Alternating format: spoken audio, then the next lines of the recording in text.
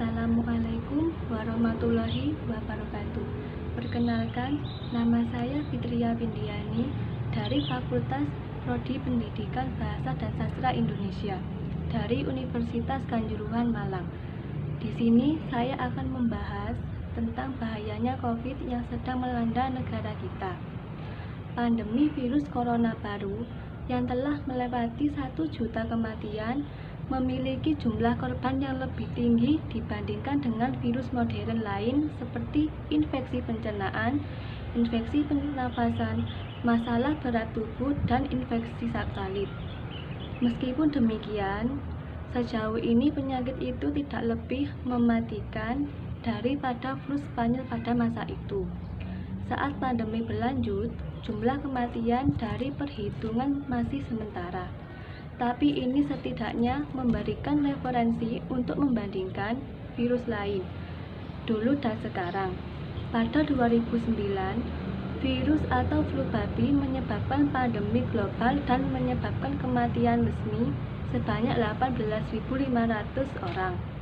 Ini kemudian direvisi ke atas oleh jurnal medis menjadi antara 1.500-7.000. Ini kemudian direvisi ke atas oleh jurnal menjadi antara 151.700 dan 575.400 tewas. Pada 2002 sampai 2003, virus yang muncul di Tiongkok merupakan virus corona pertama yang memicu ketakutan global. Penyakit ini menewaskan 774 orang dalam data terakhir.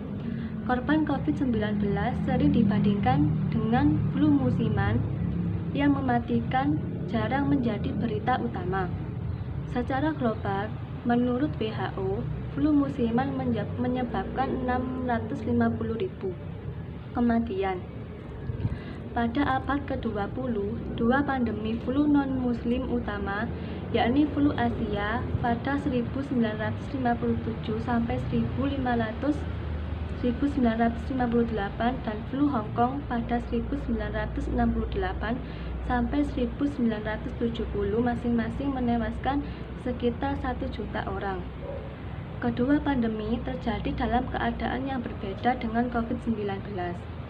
Saat itu belum terjadi globalisasi yang mengintensifkan perjalanan ekonomi untuk menyebabkan virus dengan cepat.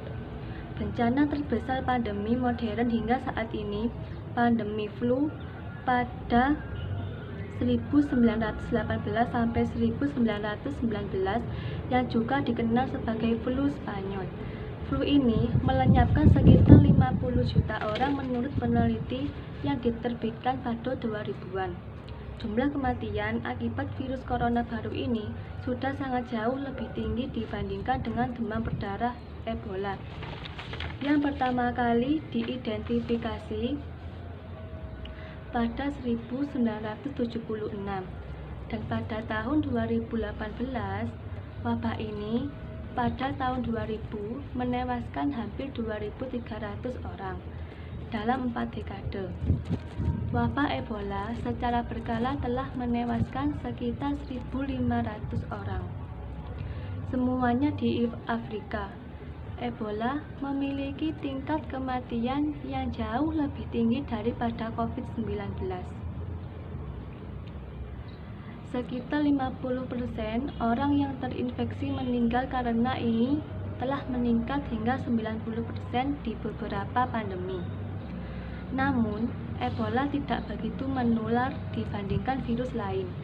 Pasalnya, ia tidak ditularkan melalui udara, tetapi ditularkan melalui kontak langsung dan dekat. Demam berdarah yang juga bisa mematikan memiliki jumlah korban yang lebih rendah. Penyakit mirip flu yang disebabkan oleh gigitan nyamuk yang terinfeksi ini telah meningkat selama 2 dekade, tetapi hanya menyebabkan beberapa virus kematian per tahun. Epidemi virus lain yaitu AIDS sejauh ini merupakan epidemi modern yang paling mematikan. hampir 33 juta orang di seluruh dunia telah meninggal. Penyakit tersebut mempengaruhi sistem kekebalan. Pertama kali terdeteksi pada 1981 dan belum ada vaksin efektif yang ditemukan. Namun, terdapat obat retroviral yang bisa diminum secara teratur, dapat menghentikan penyakit dan sangat mengurangi risiko kontaminasi. Menurut perawatan ini telah membantu menurunkan jumlah kematian dari puncaknya pada 2004 dari 1,7 juta kematian menjadi 690.000 pada 2009. Virus hepatitis B dan C juga memiliki angka kematian yang tinggi. Ia membunuh sekitar 1,3 juta orang setiap tahun dan paling sering terjadi di negara-negara miskin.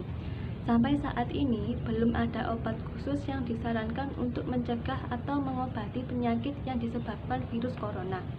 Penyebaran virus dapat berpindah secara langsung melalui percikan batuk dan napas orang terinfeksi yang kemudian terhirup virus akibat percikan atau sentuhan tangan yang tercemar virus. Virus bisa tertinggal di permukaan benda-benda dan hidup selama beberapa jam hingga beberapa hari, namun cairan disinfektan dapat membunuhnya. Sementara ini, cara terbaik adalah melakukan tindakan pencegahan, yaitu 1. Sering mencuci tangan pakai sabun dan air mengalir minimal selama 20 detik. Gunakan hand sanitizer dan gosokkan pada tangan sampai terasa kering sebagai pengganti air dan sabun. 2. Hindari menyentuh muka, hidung, dan mata sebelum mencuci tangan. Jauhi orang yang menunjukkan gejala demam, batuk kering, dan kelelahan. 3. Bila ada mengalami demam, rasa lelah, dan batuk kurang, segera cari pengobatan. 4. Anda dapat menguatkan sistem kekebalan diri dengan melakukan perilaku sehat, seperti olahraga teratur, makan makanan bergizi seimbang, dan tidak merokok.